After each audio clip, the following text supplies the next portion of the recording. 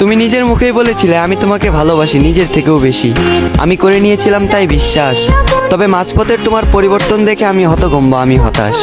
আজ আমার এটা ভেবে কষ্ট হয় তোমার দেখানো ভালোবাসা পুরোটাই ছিল তোমার করা অভিনয়।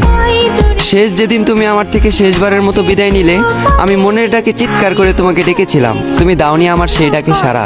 মানতে হবে তুমি নিখুঁত একজন অভিনেত্রী, তোমার অভিনয়টা ছিল সেরা। আমার বিকল্পে হয়তো তোমার হাজার জন ছিল, তবে আমার জীবনে কেউ ছিল না শুধুমাত্র তুমি ছাড়া। আজ তুমি অন্যের হাত ধরে পূর্ণতার পথে হাঁটো, আর আমি ব্যর্থতার পথে হাঁটি একা দিশেহারা। আমার বয়সটা খুবই অল্প, আর এই অল্প বয়সে বুকে জমা আছে দুঃখ শত শত। তোমার অভাবে প্রতিনিয়ত আজ আমার চোখে ঝরে অশ্রু, বর্ষার বাঁধ ভাঙা স্রোতের মতো। তোমার করা আঘাতের যন্ত্রণাটা ছিল ঠিক তেমন, দুর্ঘটনায় ছটফট করে মৃত্যুর যন্ত্রণাটা যেমন। ভাগ্যিস পুনর্জন্ম বলতে কিছু হয় না, যদি পুনর্জন্ম বলতে কিছু হতো তাহলে আমি সেজন্মে তোমার পিছু নিতাম, ভালোবাসার অভিনয় করে একদিন ছেড়ে যেতাম, তোমাকে বুঝিয়ে দিতাম বিচ্ছেদের ব্যথাটা আসলে কেমন।